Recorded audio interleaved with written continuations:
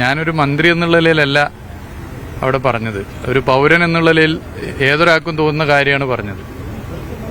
സംസ്ഥാന മന്ത്രിസഭയിലെ എല്ലാ മന്ത്രിമാരും കയറി സ്റ്റേജിൽ ഇരുത്തണം എന്നുള്ള അഭിപ്രായം നമുക്ക് ആർക്കുമില്ല. അതിൽ ബന്ധപ്പെട്ട വകുപ്പ് മന്ത്രി, പോർട്ട് മന്ത്രി, അതുപോലെ ഫിഷറീസ് മന്ത്രി, ആ ജില്ലയിലുള്ള മന്ത്രിമാർ ഇവരൊക്കെ ഇരിക്കണം. ബാക്കിയുള്ളവർ സദസ്സിലിരിക്കണം. നേരത്തെ തന്നെ നിശ്ചയിച്ചാണ്. അതിലൊന്നും ആർക്കും ഒരു പരാതിയില്ല.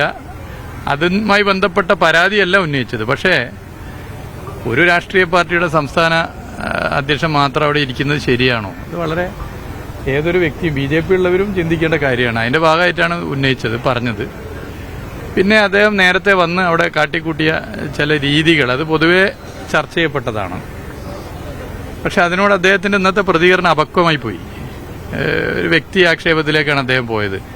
പറഞ്ഞ് ചികിത്സ അല്ലേ, അങ്ങനെ എന്തല്ലോ പറഞ്ഞു, ചികിത്സ നടത്താൻ ഡോക്ടറെ കാണിക്കണം എന്നാണ് പറഞ്ഞത്. നമ്മൾ എത്ര ശത്രുതയുള്ള ഒരാളോട് പോലും അങ്ങനെ പറയാൻ പാടുണ്ടോ? കാരണം മാനസിക രോഗം അല്ലെങ്കിൽ മറ്റെന്തെങ്കിലും രോഗമാണ് എന്ന് ആക്ഷേപിക്കുന്ന നിലയിൽ എത്ര ശത്രുത ഉണ്ടെങ്കിലും നമ്മൾ പരസ്യമായി പറയാൻ വേണ്ടി പാടുണ്ടോ?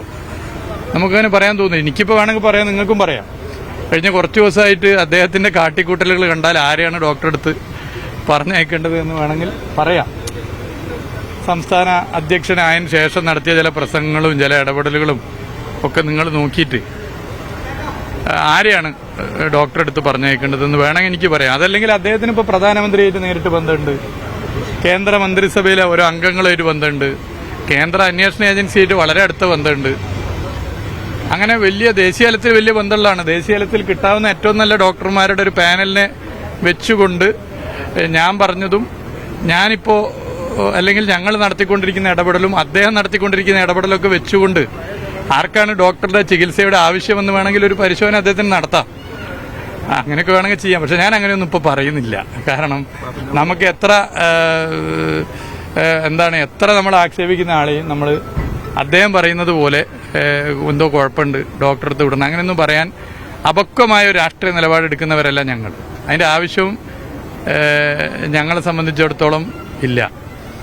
ഇപ്പോ ഞങ്ങളെല്ലാവരും ഇപ്പോൾ ഇവിടെ ഇരിക്കുന്ന അജയനായാലും സജീഷായാലും ഞങ്ങളൊക്കെ തന്നെ താഴെത്തട്ടിൽ സാമൂഹിക രാഷ്ട്രീയ പ്രവർത്തനം നടത്തി വരുന്നവരാണ്. ഇപ്പോൾ ദാമോദരേട്ടൻ അവിടെ ഉണ്ട്, ഇപ്പുറത്തുണ്ട്. ഞങ്ങളൊക്കെ അങ്ങനെ വരുന്നവരാണ്. അങ്ങനെയാണല്ലോ എല്ലാ രാഷ്ട്രീയ പാർട്ടികളുള്ളവർ വരുന്നത്. അങ്ങനെയാണ് വരുന്നത്. അദ്ദേഹം അങ്ങനെ വരാത്തതിന്റെ കുഴപ്പമാണോ എന്ന് എനിക്കറിയില്ല.